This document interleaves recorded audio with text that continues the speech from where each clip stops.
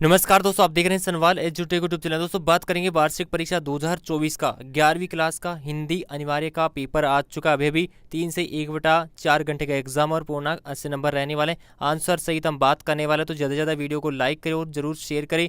सभी जिलों के अंदर ये पेपर काम आने वाला है। राजस्थान के अंदर जो भी सभी जिले हैं आरबीसी के, सभी जिलों के अंदर काम आएगा। तो आइए शुरुआत करते हैं फर्स्ट क्वेश्चन के बारे में। पहला क्वेश्चन में क्या दे रखा है, अपठित गद्यांश को पढ़कर दिए गए प्रश्नों के उत्तर दीजिए। तो गद्यांश को देख लीजिए, अपठित गद्यांश दे रखा है। फिर इसके जो भी छोटे छोटे यहाँ पे क्वेश्चन दिए गए हैं, इन क्वेश्चनों की आंसर के बारे में चर्चा करेंगे।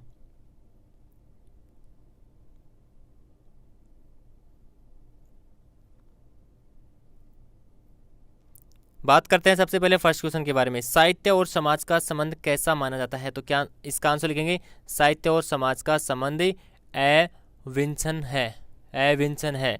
दूसरा आता है, साहित्य को समाज का दर्पण क्यों कहा जाता है? तो इसमें लिखेंगे क्योंकि बिना साहित्य के समाज का स्पष्ट प्रतिबिंब नहीं देता। तीसरा क्वेश्चन आता है, इस गद्यांश का मूल भाव क्या है? तो साहित्य और समाज अविच्छिन्न संबंध है। समाज यदि आत्मा है तो साहित्य उसका शरीर है। बिना समाज के साहित्य जीवित नहीं रह सकता है। समाज की जैसी परिस्थितियों और विचार होते हैं, साहित्य भी वैसी परिस्थिति वैसा परिवर्तन आ जाता है। नेक्स्ट आता है 4 नंबर, शिक्षा, दीक्षा एवं अन्योक्षित पदों में समास विग्रह करके समास का नाम लिखना होगा। तो 4 नंबर में आएगा शिक्षा और दीक्षा में आएगा द्वंद्व समास, और अन्योन्य आश्रित में आएगा तत्पुरुष समास आएगा। नेक्स्ट आता है, उपयुक्त गद्यांश का उपयुक्त शीर्षक क्या है? साहित्य और समाज है। उसके बाद में बात करते हैं 2 नंबर क्वेश्चन। अपठित पद्यांश दे रखा है, इसको पढ़कर जो भी क्वेश्चन दिए गए उन क्वेश्चनों के आंसर की देना है। 6 नंबर क्वेश्चन ये ध्यान रखें। तो शुरुआत करते हैं इसके अंदर। पहले आप इस देख लीजिए इसको, पद्यांश को। पहला क्वेश्चन में क्या है, करते हुए प्रेम को उलझन से क्या तात्पर्य है? तो इसका आंसर होगा, इससे आशय है कि प्रेमाश्रों को देखकर ही करते हुए पूरा करने की घड़ी सामने होने पर उलझन पैदा मत करना, अर्थात तुम अपने करते हुए मार्ग से इधर उधर भटकना मत। दूसरा क्वेश्चन आता है, जब स्वदेश बलिदान मांग रहा हो तो हमारा क्या कर्तव्य है? तो इसका आंसर लिखेंगे, हमें तब अपना पथ भूलना नहीं है। तीसरा आता है, असमंजस में पढ़ने का क्या से है? कवि का मत है कि मातृभूमि की आज़ादी के लिए अनेक राष्ट्रभक्तों ने स्वयं का बलिदान फांसी के तख्ते पर झूल कर दिया। इस स्वतंत्रता की ज्वाला में अपने महात्याग के पथ पर चलते हुए दुविधा की स्थिति उत्पन्न मत होने देना। नेक्स्ट आता है 4, प्रस्तुत कवितांश में कवि ने क्या संदेश दिया है? तो इसमें आएगा, कवि ने राहगीरों को अपने कर्तव्य पथ पर आगे की ओर बढ़ते रहने का सदुपदेश दिया है। 5 नंबर है, प्रस्तुत पद्यांश में कौन सा रंग, रस और काव्य गुण है? तो इसमें आएगा वीर रस है, ओज गुण दे रखा है। तीसरा क्वेश्चन आता है, एक विषय पर क्या लिखना होगा? निबंध लिखना होगा इसके अंदर, ठीक है। तो कोई से भी विषय पे लिख सकते हैं। कोरोना वायरस महामारी के सामाजिक आर्थिक प्रभाव के बारे में, विद्यार्थी जीवन में इंटरनेट की भूमिका, स्वावलंबन का महत्व होगा, मानव के लिए विज्ञान वरदान अभिशाप लिख सकते हैं, वर्तमान की महत्व आवश्यकता और राष्ट्रीय एकता लिख सकते हैं।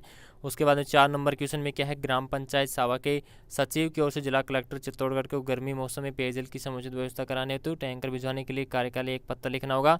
ये 5 नंबर का क्वेश्चन है। इसके अंदर दोस्तों अथवा में भी देखने के लिए मिल रहा है, दोनों में से एक क्वेश्चन यहाँ पे हल करेंगे। 5 नंबर क्वेश्चन आता है, आज की शिक्षा का बदलता स्वरूप एक फीचर लिखना होगा। और भी क्वेश्चन दोस्तों आगे मिलेंगे जिसके आंसर की आपको बताऊंगा।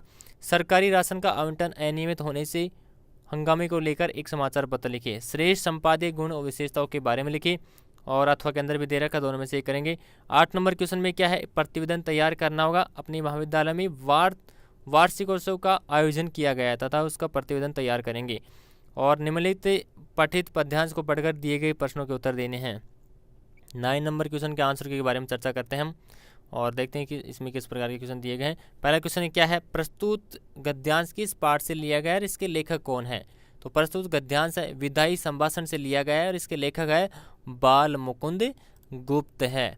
नेक्स्ट बात करते हैं 2 नंबर इसका, भारतवासी दूसरी बार किसके आने से प्रसन्न न थे और क्यों थे? तो इसका आंसर होगा, कर्नल के भारतवासी यही चाहते थे कि आप फिर न आए, ठीक है। तीसरा क्वेश्चन आता है, विछोड़न का समय बड़ा करुणात्मक क्यों माना जाता है? तो इसका होगा, विछोड़न के समय मनुष्य निर्मल, पवित्र और बड़ा कोमल हो जाता है। यह ऐसा समय है कि आपसे घृणा करने वाले भी प्रेम करने लगते हैं। अथवा के अंदर भी दे रखा है, इसका भी आंसर के बारे में देखते हैं। पहला क्वेश्चन क्या है, सामान्यतः बच्चे घर जाकर पेपर के संबंध में पूछने पर क्या कहते हैं? यानी कि आप घर वाले से जब आप पूछेंगे आपसे तो आप क्या बोलेंगे, घर जाकर यही कहते हैं कि उसने पेपर बहुत अच्छा किया और उसे बहुत अच्छे अंक मिलने वाले हैं, क्योंकि इसमें देखकर ही आपको ये करना है।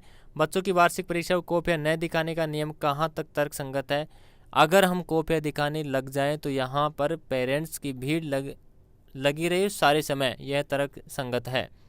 नेक्स्ट आता है प्रस्तुत गद्यांश किस पाठ से लिया गया है या किसके द्वारा रचित है। तो इसमें आएगा प्रस्तुत गद्यांश एक कहानी यह भी से लिया गया है कि उसे मनु भंडारी द्वारा रचित किया गया है।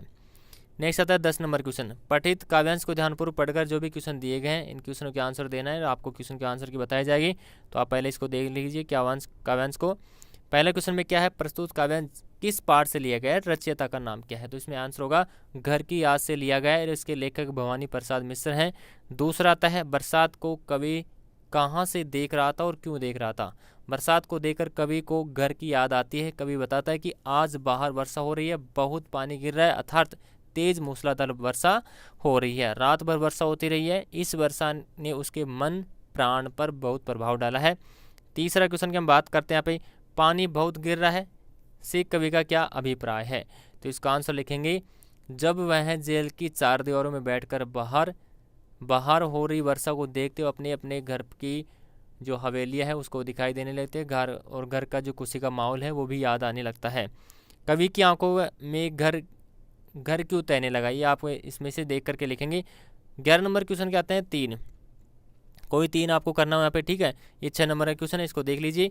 और ये आपकी जो बुक है उसके क्वेश्चन दिए गए। 12 नंबर क्वेश्चन में 100 शब्दों में देना होगा, तीनों क्वेश्चनों के 100 शब्दों में आंसर देंगे। यहाँ पे उत्तर सीमा है, 9 नंबर का है, तीन नंबर के हैं। 13 नंबर क्वेश्चन में कोई 4 क्वेश्चन करेंगे 2-2 नंबर के। उसके बाद में 14 नंबर क्वेश्चन आता है, इसमें 40 से 60 शब्दों में करेंगे, भी 3 नंबर का क्वेश्चन है। और उसके बाद में आता है 15 नंबर क्वेश्चन, ये लघुदान प्रश्न, यानी कि कोई 3 प्रश्न करना होगा, ये भी 3 नंबर का ही है, तो 4 में से 3 क्वेश्चन करेंगे। 16 नंबर क्वेश्चन निबंधात्मक प्रश्न है, ये बड़ा क्वेश्चन है। राजस्थान में कोई निर्माण की प्रक्रिया को विस्तार पूर्वक से लिखना होगा, अथवा के अंदर आओ मिलकर बनाए कविता का मूल भाव स्पष्ट करिए। दोस्तों पेपर कंप्लीट हो चुका है, सभी जिलों के अंदर पेपर काम आएगा, ध्यान रखें इस बात को। और लाइक शेयर सब्सक्राइब जरूर कर लें, जल्दी से पेपर को रट लीजिए और अपने दोस्तों को जरूर शेयर करें। धन्यवाद।